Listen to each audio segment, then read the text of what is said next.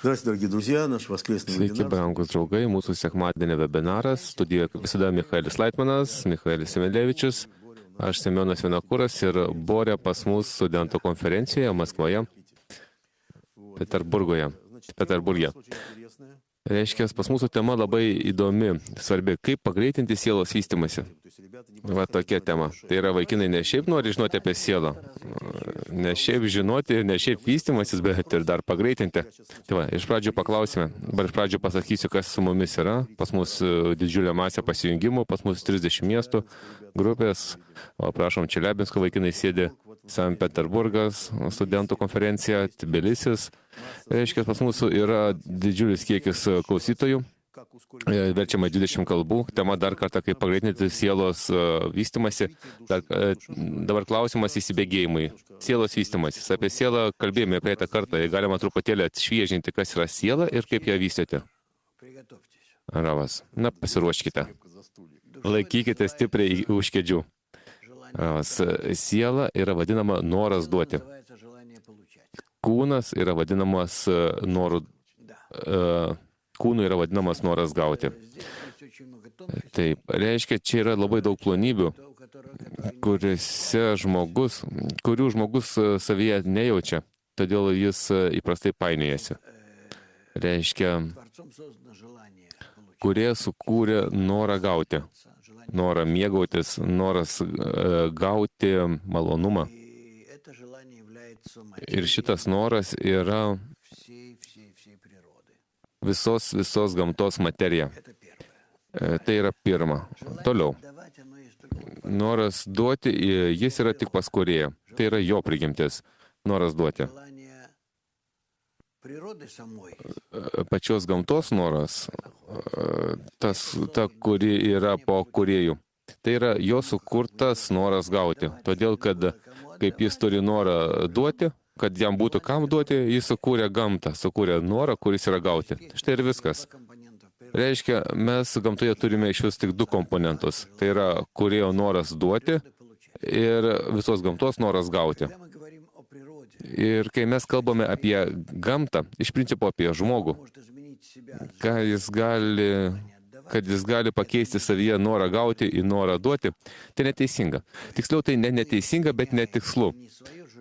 Tai yra, mes keičiame ne savo norus gauti į duoti. Tai neįmanoma. Bet mes keičiame ketinimą, kaip panaudoti tą norą.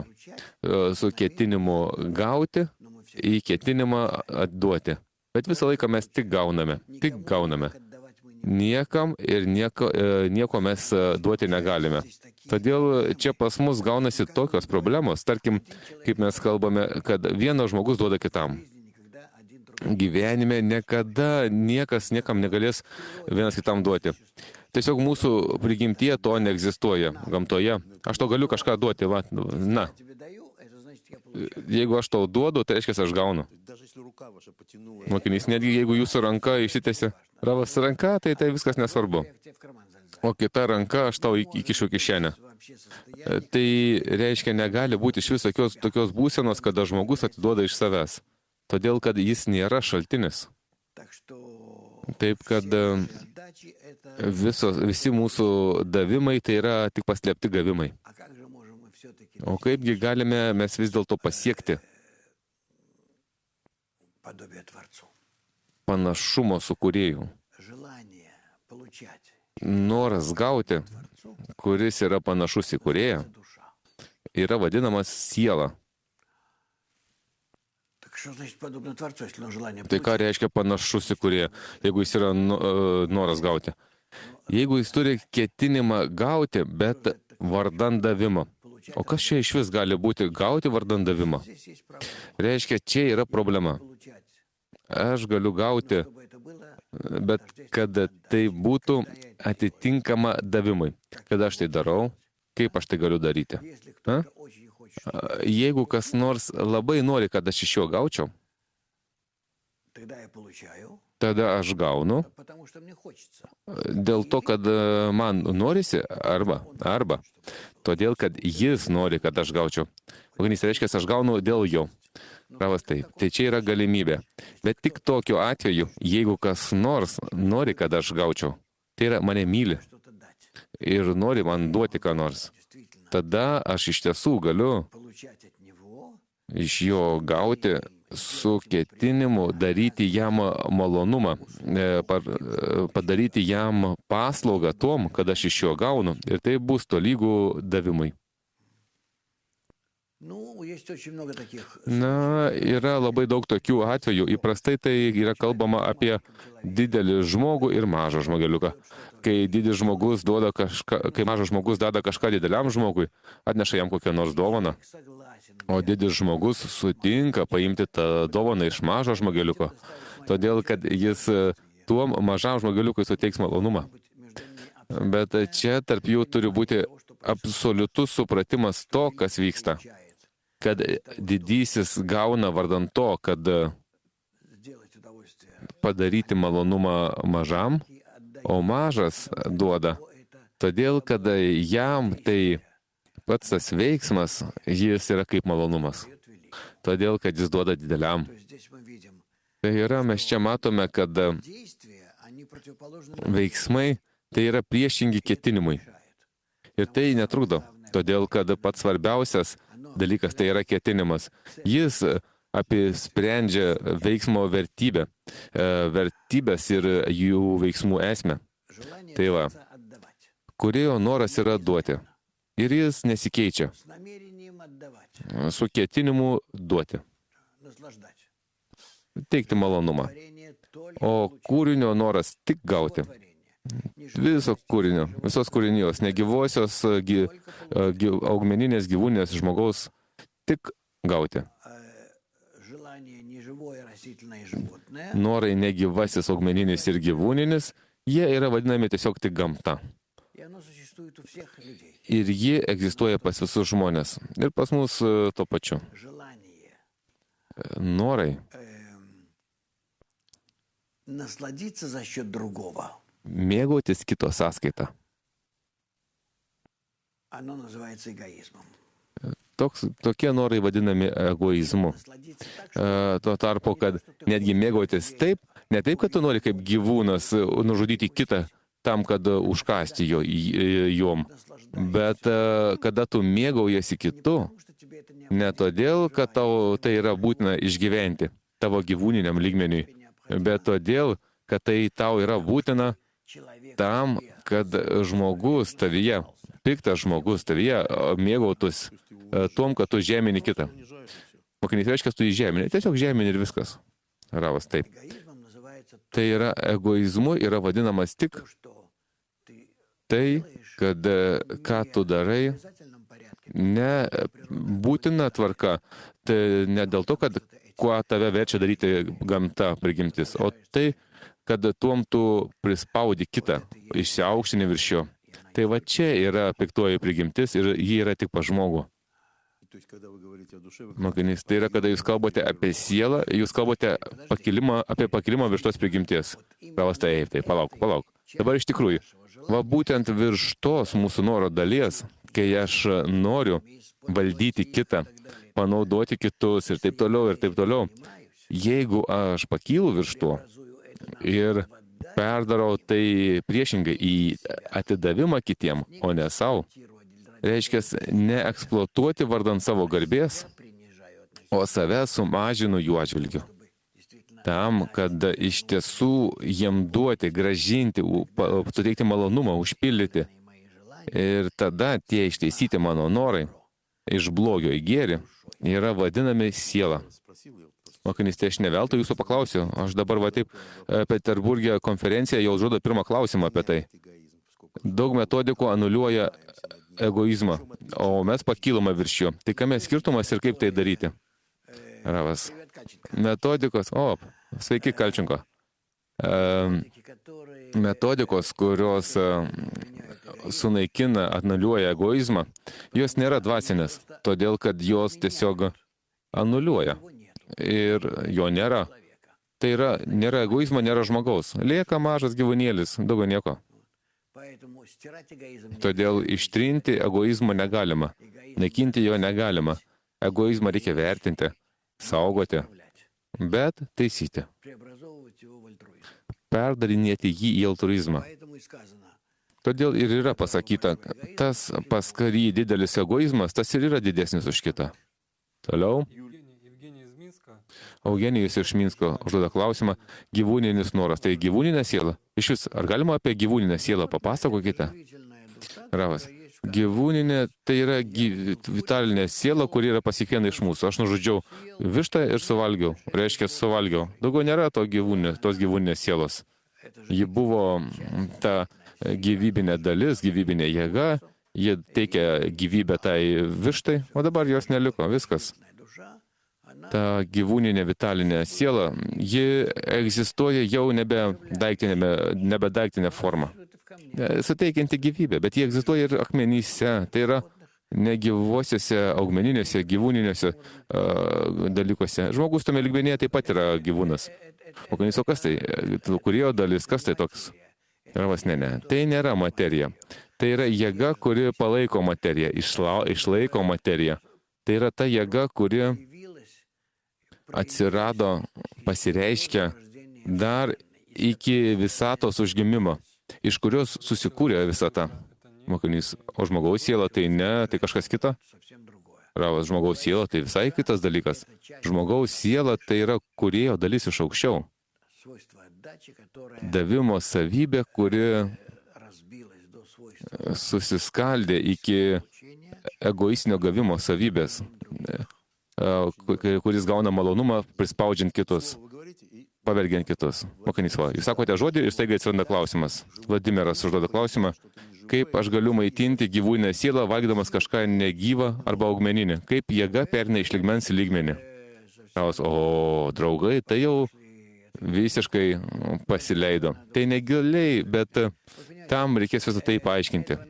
Jūs suprantate, tam reikia paaiškinti, kam mums viskas susidaro iš materijos, iš energijos, iš informacijos, iš kažkokios dieviškos jėgos, iš dvasinės jėgos, skirtos į švarias, nešvarias, į gyvūnės, į augmeninės jėgas.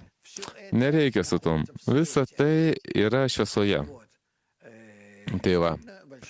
Iš tiesų, didžiulė problema yra čia. Kodėl aš galiu paimti kirvį ir nukirsti vištai galvą ir tuo pačiu daryti poveikį jos gyvūniniai sielai. Kodėl jį dėl to numiršta? Na, kas čia vyksta? Kodėl tokiu būdu vyksta, kaip čia pasakius, toks ryšys su materialiu kūnu, Ravas, gyvybės nutraukimas. Tai yra problema. Kodėl mechaninis veiksmas gali nutraukti gyvybę? Gyvybė yra kažkokia dvasinė kibirkštis. Taip? Tai mes gal praeisime vėliau. Tai įdomu? Labai įdomu. Na gerai. Tada aš labai džiaugsiuosi, jeigu jūs palauksite ir pasikankinsite. Gerai, dar pas manęs pirmas klausimas, aš nesupratau. Gyvūninė siela tai taip pat iš viršaus yra kūrėjo dalis. Ir čia kūrėjo dalis. Tai koks skirtumas tarp žmogaus ir gyvūno? Ravas, o kas nėra kūrėjo dalis? Gerai, viskas yra kūrėjo dalis, bet koks skirtumas tarp žmogaus ir gyvūno? Ravas, skirtingi lygmenys, nedaugiau. Ir viskas. Iš vis prisiminkite apie tai, ką mes kalbėjome apie mūsų realybės suvokimą. Materijos juk neegzistuoja. Energija, bangos mums piešia įvairiausius objektus. O viso to iš tiesų neegzistuoja. Šita materija duota mūsų pojūčiuose. Tai juk tik bangos, nieko kito nėra. Tai energija, kuri tam tikroje tokioje formoje mumise atsispindi. Mokinys taip pat, reikia tokią laidą padaryti, tai labai įdomu visiems. Ravas, taip, jūs suprantate, kabala neužsiminėja tais dalykais. Kas pats įdomiausias dalykas, kabala tam neužsima. O kodėl jį neužsima? Todėl, kad tai labai įdomu. O kodėl neužsima iš tiesų? Todėl, kad atvesti jūs prie to, kad jūs patys tai atskleistumėte, o ne pasakoti jums įdomias pasakėlės. Tai ne kažkokia pramoga, kai žmogus sėdi kaip vaikas ir jam ten kažką įpilinėja. jūs reikia atvesti į tokią būseną, kada jūs patys tai pamatysite, jūs patys tai ištirsite, tai bus jūsų pasiekimas. O tam, kad nuvilti žiūrovą, o kaip patraukti žmonės, Ravas, pas save čia kitas reikalas, tada po 5 rublius už bilietą ir daryk malonumą jam. Na, jeigu tu man sakai, tai aš tau nesinaudoju. Mokinys reiškia taip, kabala ne smalsiem, kabala. Ravas, ar aš jums dažnai per pamokas tokius dalykus duodu? Ne, kartais, va, kad taip, kad kažkaip pagudrauti. Mokinys kartą į metus. Ravas, na, gal vis daugiau, bet... O kažkada aš kažkaip galvojau, kad aš tom naudosiuosi. Ir kai mes augom, aš netų mokinių laukiu. Ne, pas mes netgi net tų laukiu, bet kitokie ir neteina. Bet išskyrus tai dar reikia jį ir atvesti prie to. Va, atvesti, privesti prie durų, kad jis tas duris atvertų ir va tai jo. Tada pradėtų tai visą matyti. Mokinys, tai reiškia, tie, kurie atėjo pasipildyti, tai ne čia žinios, ta kažkas. Ravas, ne, nesvarbu, reikia įėjimą duoti visiems, bet po to praeina visą tai ir žmonės ieško tikro pasiekimo. Julė klausė, egoizmas, blogis, tai priešinga sielos pusė? Ravas, taip. Mokinys, apie materiją kalbėjom, bet kaip noras gali būti materija? Ravas, o jis ir yra noras, kitko nėra. Tai, kad aš jaučiu, va visą šitą, tai yra noras. Savo norų stuksenu per šitą norą. Mokinys, prisimenu, mes kalbėjome apie šitą temą, jie nesuvokia, kad apie link mus yra norai. Ravas, jie nesuvokia, todėl, kad jie tyrinėja materiją. Jie tyrinėja materiją, norą tik materialiame lygmenyje, tik tame lygmenyje, kuris pasireiškia mūsų 5 jutimo organuose. Kito tyrinėjimo jie neturi. O mūsų tyrinėjimas yra kitose 5 jutimo organuose. Keter, Binaz, Rampin, Malchut. Ir todėl, kai jie skaito materiją, tai yra materija, o tai, ką mes laikome materiją, tai mes kalbam apie norą. Ir įvairiausias norų rūšis, metamorfozės įvairiausias, tai mes ir studijuojam. Mokinė, noriu, kad paaiškintumėte, noras teikti malonumą ir noras mėgautis, tai ir tas pats. Ravas, gali būti. Duoti galbūt ne visai tai yra davime, bet noras mėgauti, suteikti malonumą, tai labiau yra ketinime, o ne nori. Noras jis vis dėlto yra gauti, o duoti tai yra tik ketinimas. Mokinys, gerai, sakykite, kas yra duoti? Kas toks baisus žodis? Ką reikia atidavinėti? Ravas, atiduoti tai reiškia, aš turiu galimybę gauti malonumą ir aš turiu malonumą ir aš turiu galimybę suteikti malonumą tau. Va kada aš savo tą galimybę pasimėgauti apriboju, nepanaudoju, o vietoj to aš persijungiu į tai, kad užpildyti ir suteikti malonumą tau, tai tada vadinasi, kad aš tau tai perdodu, atiduodu, teikiu malonumą, pildau. Mokinys, tai čia kažkokie jausminiai tarpusavio ryšiai, kurie niekaip išoriškai nepasireiškia. Ravas, na, gali pasireikšti išoriškai, gali ir ne. Dvasinėje gamtoje iš vis nieko tokio išorinio mūsų nėra. Ten yra tik išskaičiavimas, apskaičiavimas ir iš vis toksai labai tikslus, įdomus apskaičiavimas. Kaip mes duodame. Tam man reikia žinoti tavo norus, reikia prie jų prisiliesti, man reikia juos apvilkti į save, na tarsi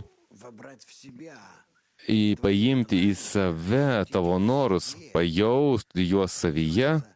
Tai yra vadinama, padaryk savo norus kaip tavo. Ir viduje, kada aš surenku visą tai į save, man atsiranda tas vaizdinys, kaip aš tave pildysiu, kaip aš teiksiu tavo malonumą, kaip tu džiaugsiesi dėl to. Aš visą tai savyje permalu ir tada po viso to atiduodu. Mokinys, o kūrėjas kaip... O iš kūrėjo visas gaunu jėgas, ketinimus, viskas iš kūrėjo. Bet kai aš tau perdodu tai, aš tau tai perdodu apvilktą savo ketinimu. Mokinys, tai reiškia, jūs prašote kūrėjo jėgų duoti jam tai, ko jis nori. Ravas, taip, tai tik aukštesniosios jėgos pagalba. Ir kitaip negali būti. Pas manęs nieko kito nėra, aš tik iš jos pagalbos. Mokinys, mūsų gyvenimas tai yra egzaminas, arba treniruotė, arba apmokymas, arba suvokimas kažko, kas tai. Ravas, mūsų gyvenimas tai procesas, kurio metu mes galime atmerkti akis į tikrąją pasaulio struktūrą. Tai yra procesas, kuris vyksta noro viduje. Šviesa daro poveikį norui, palaipsniui keisdama jį. Keičiamas noras jaučiasi mumise kaip gyvybinis procesas. Ir tame nore, keičiamame, pas mus yra galimybė pasiekti šaltinį šito pokyčio. Tai yra kūrėja. Ir pats procesas, patį procesą, jo formulė, jos brėžinį, iš kur, kodėl, prasmė viso, kas vyksta. Ir mūsų galimybė daryti poveikį tam, kas vyksta.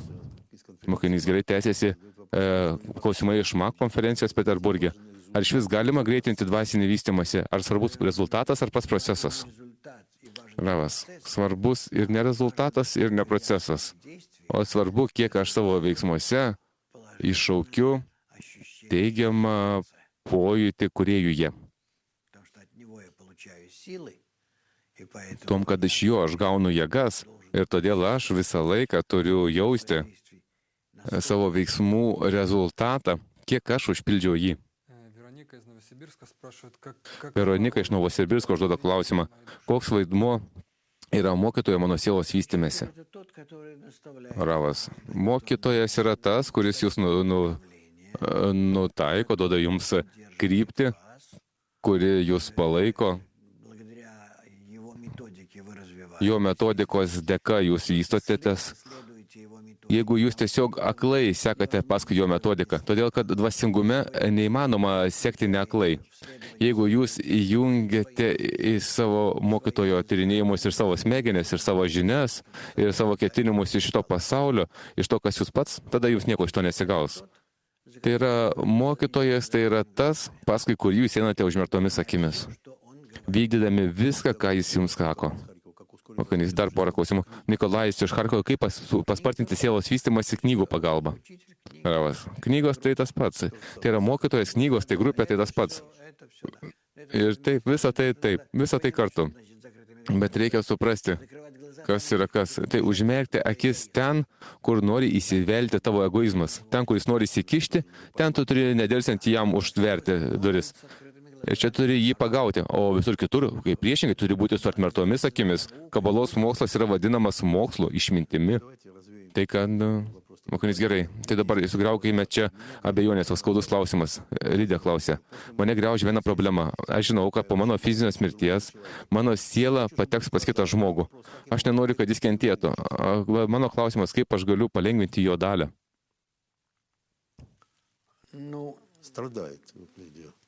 Kenčia, Lidija. Ravas, aš pasakyčiau va taip. Mes neįsivaizduojame, kas yra siela mumise. Kaip ji išeina iš mūsų, kaip ji persikelia į kitą, tie kūnai, visa tai visiškai. To neįmanoma perduoti. Visa tai ne taip, kaip mes savo galim įsivaizduoti. Mes juk negalime atitrūkti nuo materijos ir tai yra mūsų problema. O materijos iš tiesų neegzistuoja. Kaip buvo ten kažkada kažkoks materializmas, taip vadinamas. Taip mes jį gerai mokėmės, išmokom. Tai va, viskas priešingai.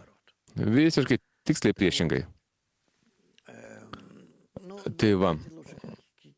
Geriau gal perkime prie jos klausimą. Jeigu jūs norite, kad jūsų siela, nors tai viskas neteisinga, bet tarkim, gerai? Atitektų kitam žmogui teisingą formą, kad jis nekentėtų, kaip jūs kenčiate, tai tada iš tiesų būsų jūsų tikras palikonis. Tai ne jūsų vaikai, ne anūkai, niekas. Tai būtent tas, į kurį persikūnys jūsų siela. Kūnas tai numirs, ką su to kūnu? Jis sensta tiesiog mūsų akise. Mokinys, reiškia, jos ištaisytas sekantis laiptelis. Ravas, tai jūs pats sekančiame laiptelėje. Tai kaip jūs galite padaryti savo sekantį gyvenimą, sėkmingesnė negu jūsų šiandienis. Pradėkite daryti tai dabar. Tai yra atsakymas.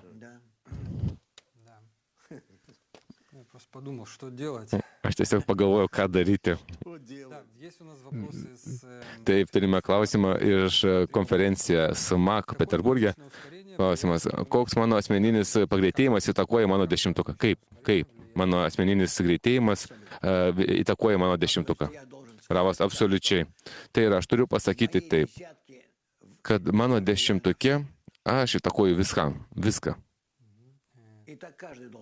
Ir taip kiekvienas privalo pasakyti, ir kiekvienas bus teisus, ir mes visi kartu būsime teisūs. Mes to nesuvokiame, tos problemos dvasinės, kada kiekviena dalis ir viskas kartu bendrai, visa tai yra lygiavertiška. Mokinys, kaip pagreitinti vystymąsi studentui, kuris neturi pastovos 10-tuko? Ravas, tai problema. Tai problema iš tiesų ir ji reikalinga. Jis reikalingas. Paimkite Torą, paskaitykite skyrių Yitro ir jūs pamatysite, kas ten pasakyta apie tai. Yitro tai yra Mošė uošvis. Ne žydas, ne izraelietis.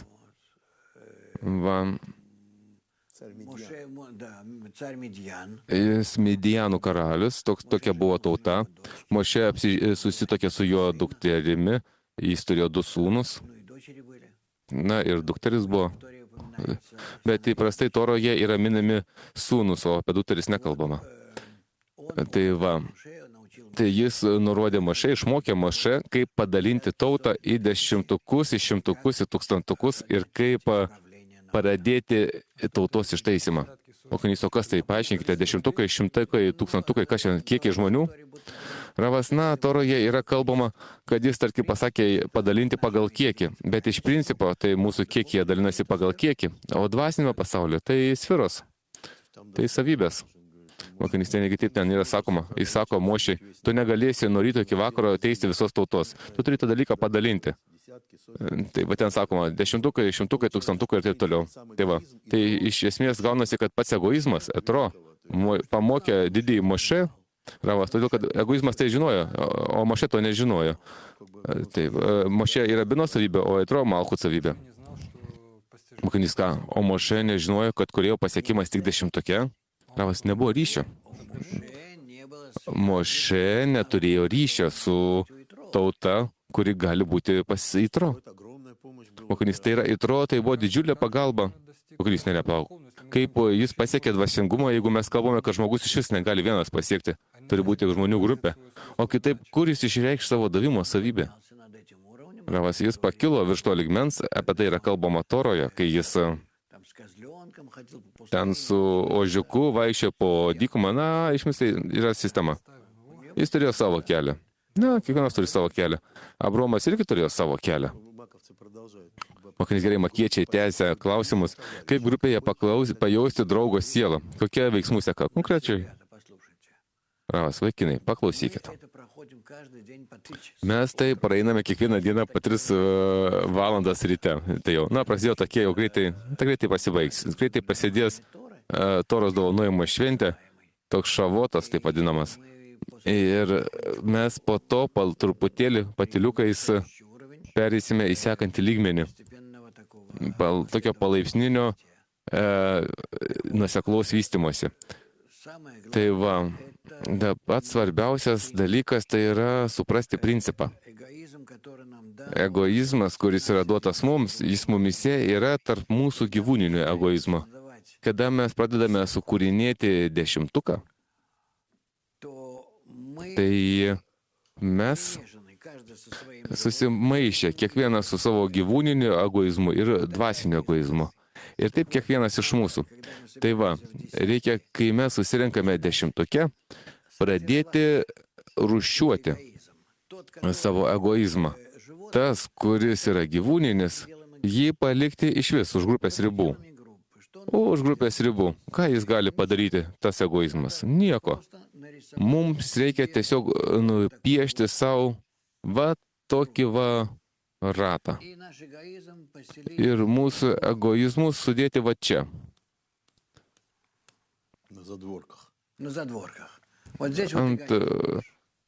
ant ribų. Čia jau mūsų egoizmas. Va čia egoizmas. Va čia va jis, pas kiekvieną. Toliau pradėti rūšiuoti, kad viduje būtų kitas ratas. Ir jame būtų kiti mūsų duomenys. Ir tai yra taškas širdyje. Taškas širdyje.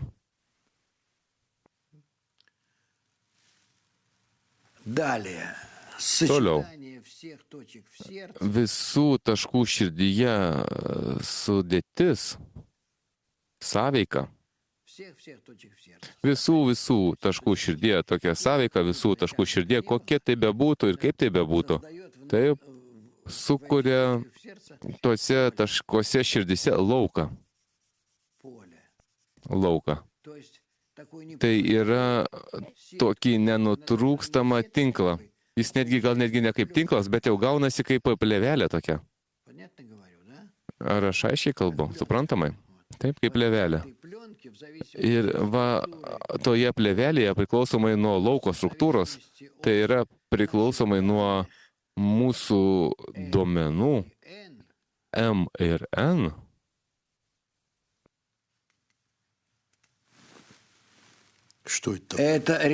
Охnis, kas tai? Pravas, tai решимо. Решимо. Įrašai. Informaciniai mūsų dvasiniai mūsų bendro dvasinio geno įrašai. Taip, suma, taip. Ji sukuria savybę, kuri yra vadinama kūrėjas.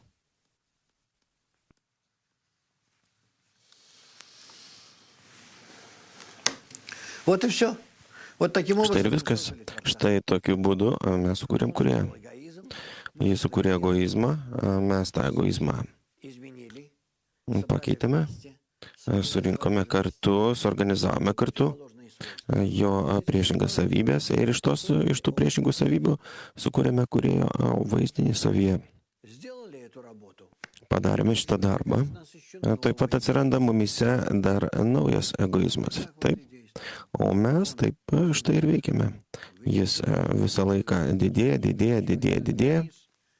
į apačią, o mes virš jo auginame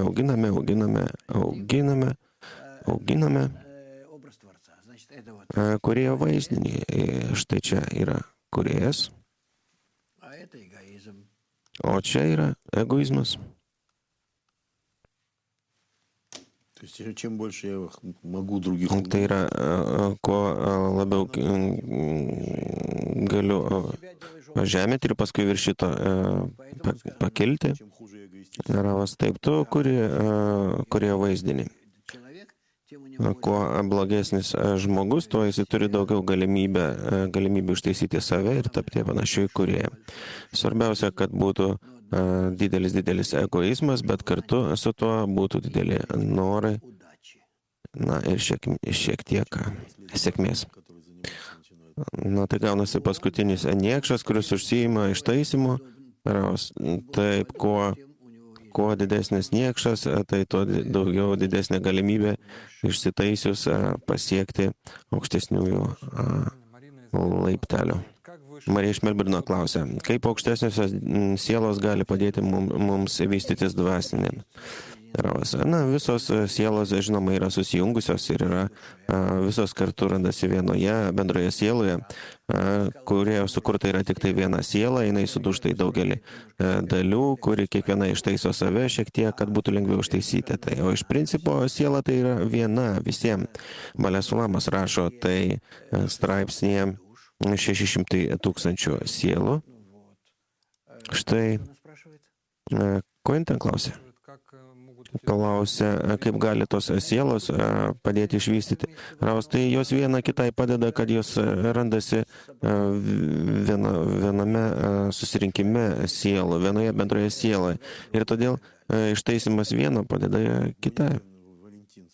Bunekinas Valentinas klausia, kas bus su žmonėmis ir sielomis, kurie nepanorės išsitaisyti? Raus, na, kai jūs kalbate, draugai. Valentinas, na kaip taip gali būti, kad nepanorėtų? Na, kabaloja, va, tai jeigu nepanorės. Raus, na, nereikia pagal kabalą, išsitaisyti reikia. Kitos metodikos vis tiek nėra. Na, o ką tai reiškia, kad nepanorės? Nu, jam ten įdurs šiek tiek, pasakys jam, o tada jis pradės šaukti, sakys, oi. Na, ir dar kartą ir viskas. Žinoma, jeigu mūsų materija, tai yra noras mėgautis, tai reiškia, kad tai gali būti iš to, kad atims malonumą, tai liks vien tik tai noras. O tu nori, o iš tavęs atima ir nieko nelik. O kai pradeda ne tik kad atimti norus, o eiti jau į minusą, tada jau tu pradedi šaukti, rėkti. Todėl, kad čia jau yra skausmas. Čia ne tai, kad paima nuo gero, bet čia jau yra skausmas. Ir tu niekur nedingsi. Taip, kad geriau mums čia nesimuistyti. Mes esam silpni kūriniai, mes esam patys silpniausi iš visų. Kaip tik va čia klausimas, nenoriu čia smulkmenų skaityti, bet jeigu čia jau yra kažkokia tai rimta problema, kaip dėkoti kūrėjui už tą blogą, taip pat kaip ir už gerą. Vat ar įmanoma taip daravos? Dėl šito reikia, na kaip tu gali dėkoti? Kaip tu gali dėkoti už blogą kaip už gerą? Jeigu už gerą mes nemokame dėkoti, mes su kūrėju neturime jokio ryšio iš vis, tai už ką čia dėkoti? Simonas, nu, vat žmogus keikia tą kūrėją, tai tegul keikia, nieko čia baisaus. Suprantate, kūrėjas tai yra sistema. Jeigu mes kalbam, kad tai, kad ką tu sukuri jį, tai nematerializuota, neatitinkanti žmogui, nepanašu į žmogų, čia čia yra sistema, jungianti į save visą pasaulėdarą aukštesnė mūsų atžvilgiu. Ir tai yra tik tai, kas pasireiškia mūsų atžvilgiu. Tai, ką mes galime sukurti iš savo pačių ištaisytų savybių. O iš tikrųjų, kas aukščiau, tai mes nežinom. Muša, tai jisai nejaučia mūsų kančių. Vat jeigu žmogus labai stipriai kenčia, tai jis neturi va tokio jausmų, va tos vietos, kuris jaustų tai. Raus, ne. Todėl, kad mes jaučiame kančią mūsų egoizme, kuris yra visiškai jam priešingas. Suponinas Evgenijus klausė iš Tulos. Gavimas materialaus gėrio ir malonumo, tai irgi turi vykti su ketinimu vardan kūrėjo, ar čia tai liečia tik tai išskirtinai dvasingumą. Ravas, iš principo visą tai, kas vyksta su manimi, visiškai viskas, visiškai visi taškai, vat, savo gyvenimą, visos tos sekundės, visi pojūčiai pagidautina, kad aš pilnai visiškai sujungčiau tai su kūrėju. Ar gali žmogus pateisinti kūrėją, kūrėjo veiksmus, to nereikia čia jo pateisinti. Tu įsivaizduoji, kad tu esi prieš absoliutų dėsnį. Jeigu aš vykdau tai, ką aš galiu vykdyti, tai aš gaunu gerą būseną, tai vadinasi apdovanojimas. Nors niekas manęs čia neapdovanoja, aš paprasčiausiai pats savo sukūriau tą būseną. Jeigu aš nevykdau tų sąlygų, kuriuose aš randuosi, tai aš pats savo sukūriu bausmę. Niekas manęs nebaudžia. Nėra tokio. Mušo, iš kur tada žmonėje atsirado? Vat viskasgi atvirkščiai. Ravas, žmonės taip sugalvoja, todėl, kad jie nori matyti kurie, kaip kokį nors ten iš karalių, iš ten dievuliukų kažkokių. Muša, o tai kas mūsų vystimusi reikia šito, Ravas? Tai reikia mūsų vystimusi, kol mes nepradėjome suprasti, kad visa tai iš tikrųjų neveikia. Na, pažiūrėk, kas darosi šiandien pasaulyje, koks religijų, kiek daug religijų, na, čia dabar jau na, taip kaip įprasta būna ugnis prieš užgestant ugnį, jinai taip bet kaip ir naktis prieš aušrą pati tamsiausia, ar ne? Muša, tai žodžiu nėra ką melstis tada. Raus, tu meldiesi savo, tikriausiai tau padeda, o jeigu tu meldiesi kūrėjai, tu turi pagalvoti, kokį tu prašai, kieno tu prašai. Jeigu tu sakai taip, kad malda vadinasi išraiška, noro išraiška, man reikia suorganizuoti savo norą. Nereikia organizuoti maldą, man reikia nukreipti savo norą į tam tikrą tikslą. Tai man reikia melstis dėl tam tikros būsenos. O taip, tai tau nėra čia ko melstis. Tau reikia išreikšti savo norą, suformuoti, jį surinkti, sukomponuoti ir tada tu su šito noru galėsi dirbti. Bus koncentruotai tada veiks aukštesnioji šviesa. Simonas, kaip apie egoizmą pakalbėjom rimtai, tai Irina klausia, aš nenorėjau iš vis, kad jinai sukurtų mane. Ir nenorėjau būti, ir jis manęs neklausė, ar aš noriu viso šito. Tai kas tada tas egoistas? Lienaškio minutėlė, o tai kaip dabar jūsų reikėtų paklausti, ar sukurti jūs ar ne? Vat kaip jūs įsivaizduojate dabar, kad jūs galėtumėte va tokį verdiktą pasakyti, vat manęs dabar nesukurti? Simonas nenorėjo, jos neklausė niekas. Raus, kaip tai įmanoma iš vis? Simonas, tai kas tada egoistas? Raus, apie tai yra pasakyta labai paprastai. Sėdėjo išminčiai ir daug galvojo. Kas laimingas? Tas, kuris sukurtas, ar tas, kuris nesukurtas. Ir nusprendė jie, kad žinoma, kad laimingesnis yra tas, kuris yra nesukurtas. Bet jeigu tu jau esi sukurtas, tai tu turi vykdyti tai, ką reikia ir neatsipūti. Muša, o kuo užsipildo kūrėjas? Raus, čia buvo pasakyta keletą tūkstančių metų atgal. Jau šiai dienai visą tai, ja. Taip, Miša. Kuo užsipildo kūrėjas, klausė Jegoris iš Krasnojarsko. Ravas, kūrėjas užsipildo mūsų norų. Šviesos jis turi pakankamai, tai jam reikalingas noras. O mūsų norą jį užpildo. Tai yra, kai mes prašome jo užpildymo, jis užsipildo mūsų tuščiais norais. Vat kaip tu prašai. Vat kaip mažas vaikas prašo mamos. Ir mama jam duoda. Tai kuo suteikia jisai malonumo? Tuo, kad prašė. Muša, o aš jaučiu, kad kūrėjas užsipildo. Ar manoma tai pajausti? Ravas, tu jauti, kad jisai mėgaujasi tavo prašymu? Taigi sistema. Ravas, ta sistema, jinai reaguoja, tu veikia ją, jinai veikia tave, abipusių ryšių.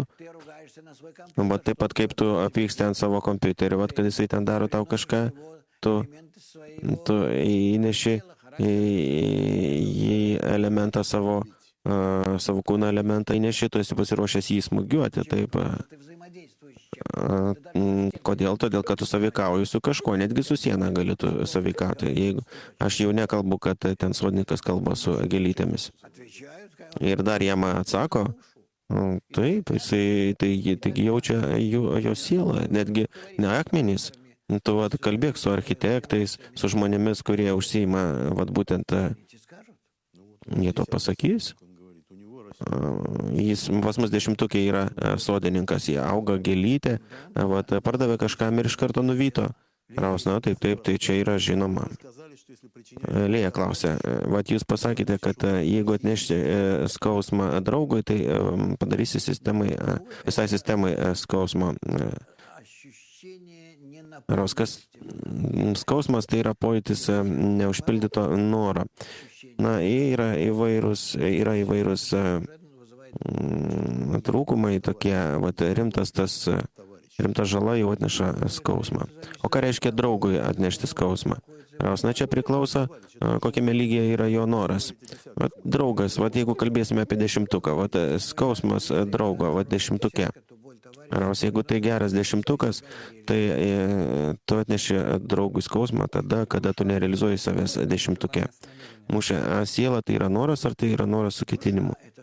Raus, siela tai yra noras, šviesa sielos tai yra tai, kas užpildo šitą norą, o ketinimas tai yra ištaisimas. Tai yra ekranas, atspindėta šviesa. Konstantinas klausė, Nori dar kartą, kad patvirtumėte, kad kančia padeda sielos vystymuisi, jis klausė. Ar kančia žinoma, kad padeda sielos vystymuisi, o kaipgi kitaip gali būti? Kančia nuveda nuo egoizmo, kančia,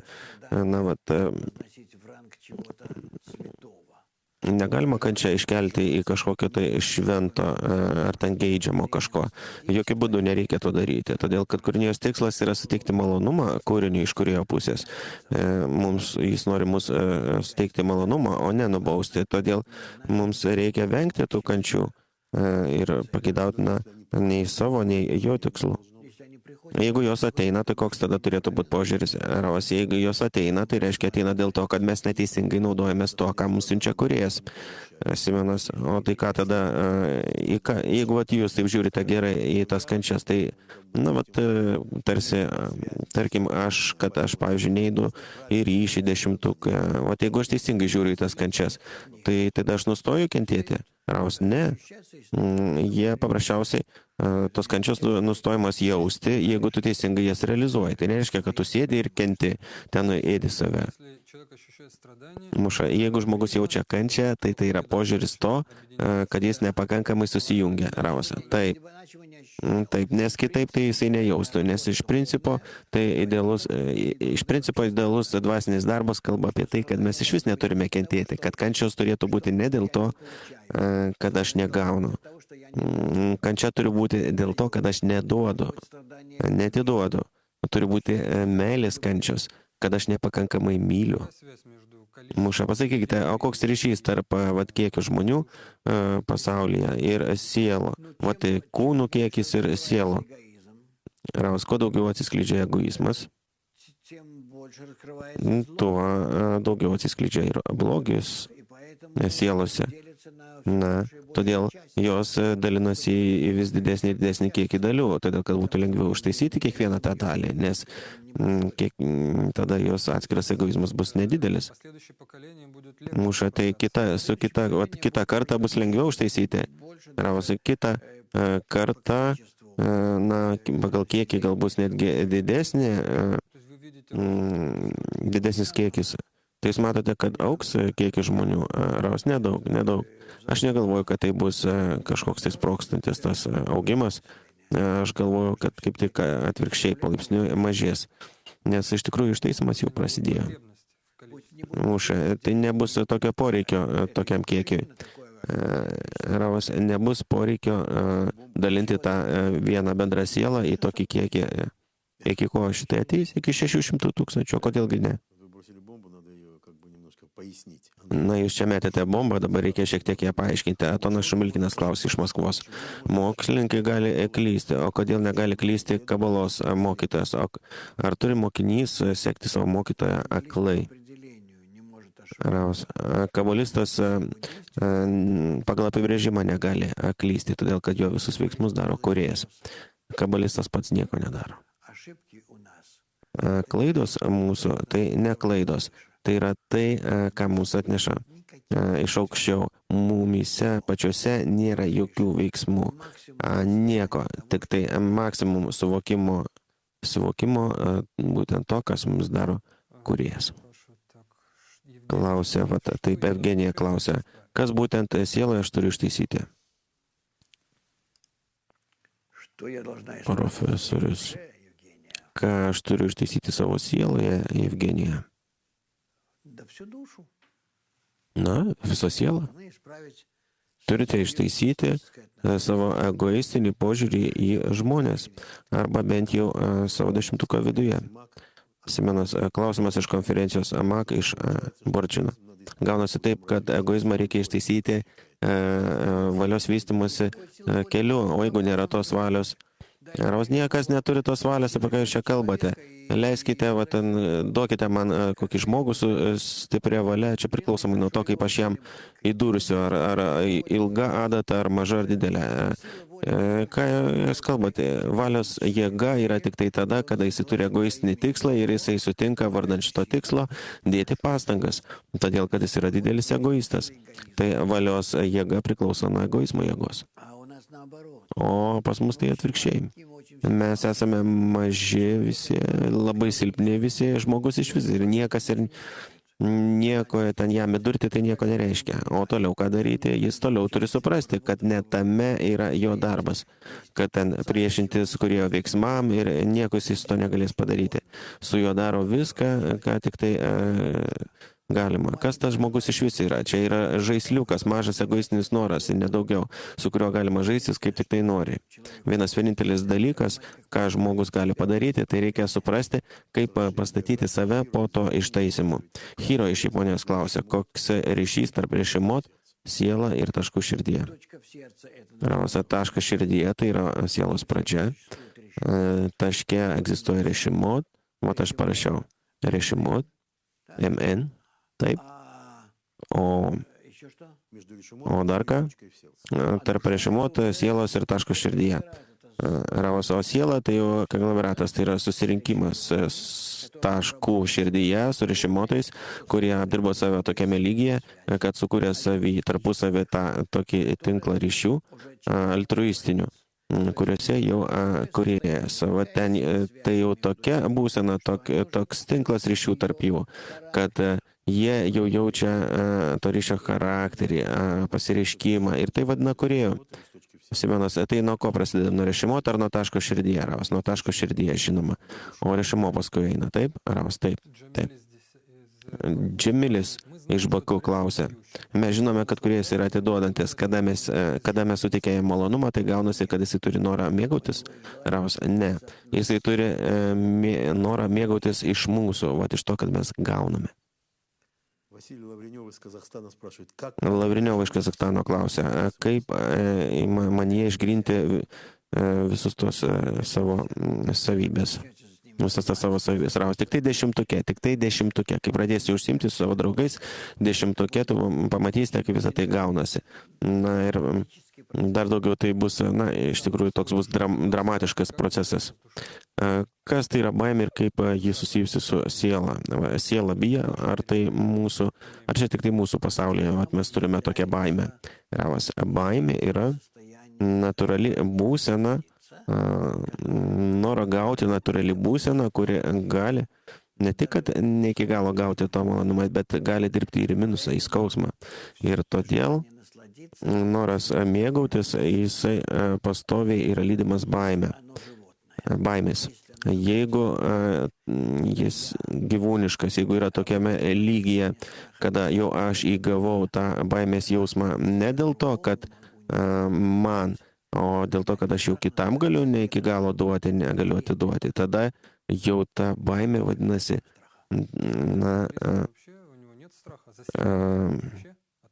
tai jau kita forma baimės. O kabalistas neturi tos baimės.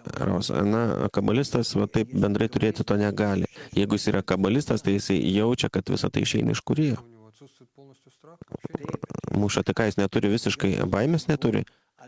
Ravas, yra nerimas to, kaip aš galiu atiduoti, kaip aš galiu išvengti to, kad tai nepasirodytų, kad tai yra gavimas ir taip toliau.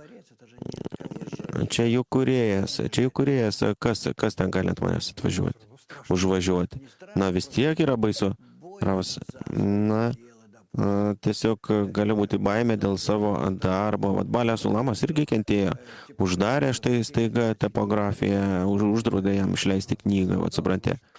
Muša, tai reiškia kentėjo. Ravas, kentėjo. Ką reiškia kentėjo? Taip, jam davė kūrėjas, jisai pasakė, kad karta dabar yra neverta dar ir viskas, ką padarysi. Kūrėjas pastato taip žmogų, labai taip rimtai. Muša, aš suprantu, o kaip jis visą tai daro? Tiek milijardų tų žmonių. Ravas, tu ką galvoji, kad čia kažkoks tai vaizdinys ten sėdi ir su koks ten sulelius ten tampo? Suprantu, sistema. Ravas, tai sistema, jinai automatinė sistema, jinai paleista nuo pat pradžių kūrinijos iki pat galo, susijungia 2 taškai ir dirba viskas. Muša, ar mes galim ten keisti, ką nors ten, kompiuterinė programa tokia egzistuoja, paleista ir viskas. Ravas, žinoma, visą tai galima surašyti. Simenas, ar savo likimą aš galiu keisti ar ne? Ravas, jeigu tu keisi save, tai tu ir keisi savo likimą. Simenas, vat būtent per tą programą. Ravas, bet tik tai per kitus. Muša, tai įdėta į tą pačią programą. Ravas, visa taigi integraliai yra susiję. Muša, tai ir mano tas ištaisimas suvokiamas realus, tai irgi yra programoje. Ravas, žinoma. O kur valios laisvė? O jos nėra. Jūsgi sakėte, kad mes kūrėme kūrėją, patys sukūrėme. Ravas, taip, žinoma. Mūsų įsivaizdavimuose, taip. Iš kurių tu negali išsilaisvinti. Tai aš šiandien galvoju, bet kokį žmogų paklauskite, jis galvos, kad jis laisvas. Ravas, o esmės jokios nėra. Esmė yra tokia, kad tu iš tikrųjų atskleidė tiesą. Tai nieko nedaryk, pažiūrėsime tave. Simenas, mes laidos pabaigoje pradėjome vystyti naują temą. Ravas, draugai, paklausykite, visą tai žinoma kvailystės, todėl kad čia labai rimtai visą tai reikia aiškintis, visą tai yra labai nepaprasta.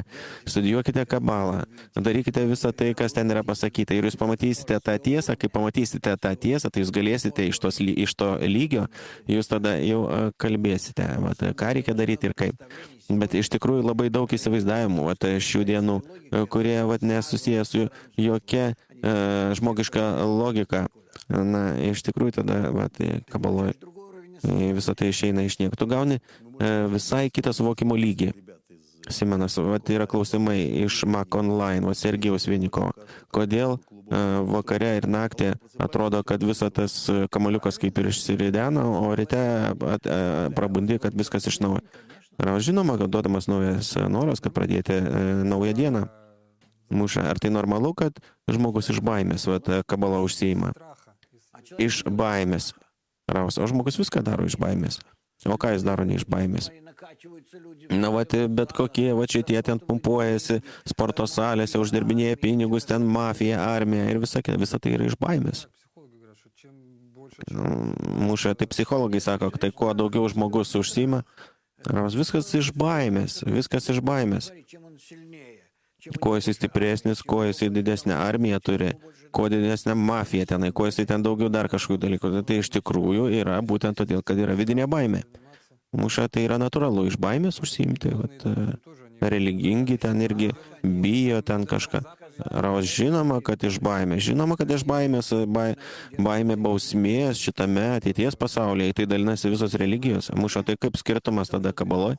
Ravas, kabaloje, kad tu nori visą tai atskleisti. Ir kai tu atskleidi visą tai, tu atskleidi viską tuo, kad tu išsilaisvini nuo savo egoizmo. Ir tokiu būdu jau baimė yra nebe už save, o už tai, kad atiduoti kitiems, užpildyti kitus, atvesti prie tobulybės būsenos, atvesti kitus. Dėl šito atsiranda baimė. Ir todėl jau baimė nebesivadina baimė. Tai vadinasi jau nerimu. Tai dar blogiau, nes iš tikrųjų pas tave atsiranda 7 milijardai tavo vaikų pasaulyje. Muša, tai tu už save bijoji, o dabar jau už visus bijai. Taip, čia jau yra kūrėjo būsena. Tai kur tada yra tai kur mes einam? Ravas, kur mes einam, tai kad tu mėgaujiesi tobulybę tos sistemos. Miša, tu pasiemi savo daug, pažiūrėk, čia yra masė klausimų. Ar įmanomas yra visiškas ištaisimas? Juk pusiausvyra reikalinga ne tik šviesa, bet ir tamsa. Ravas, o jinai egzistuoja.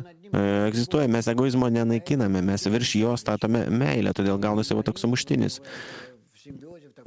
Ir tokia simbiozė, jie egzistuoja. Tie, kas mokosi, Michailas iš Demadėno klausė, Adam tai yra sielų sistema, ar tai yra viena siela? Ravas, viena siela, tik tai viena siela yra sukurta. Šiandien rytą mes skaitėme šią temą straipsnį. Florencija iš Paryžiaus klausė, ar kūrėjas tai yra ryšys tarp sielų? Kodėl jūs kalbate? Ravas, kūrėjas tai yra tinklas ryšių su tarpusavy. Kaip kūrėjas gali sukurti kažką tokio, apie ką jisai neturi jokių žinių. Kūrėjas turi visas žinias ir turi norą atiduoti. Iš to norą atiduoti, jis sukūrė norą gauti, kuris atitiktų savo norą atiduoti priešingą. Ir sąveikauja su juo. Čia iš Mako klausimas. Ar aš atsakau už kančias, kurios egzistuoja pasaulyje? Raus, jeigu aš esu sistemos dalis, tai aš atsakau už visą tai, kas vyksta pasaulyje. Visą tai yra ant mano pečių. Simonas, va tokie trumpi klausimai. Aš ateinu į šitą pasaulį tam ištaisimui. Raus, taip, pasaulio ištaisimui. Ar sielos ištaisimas tai yra kūrėjo užmanimas? Raus, taip. Kas įvyks toliau, kai žmogus išvystys savo sielą? Kai išvystys savo sielą, Raus, o jis taps toks kaip kūrėjas. Viskas, jisai pasieks susiliejimo su kūrėju ir ties to užsibaigs viskas, kas yra parašyta Kabaloje. O kas bus toliau, tai mes nežinome. Ar teisinga, kad žmogus, kad žmogų neįmanoma pakeisti, jam galima tik tai parodyti kelią. Taip, tik tai taip. Na, gerai, draugai, sėkmės, būkit sveiki ir aš laukiu jūsų kitame susitikime.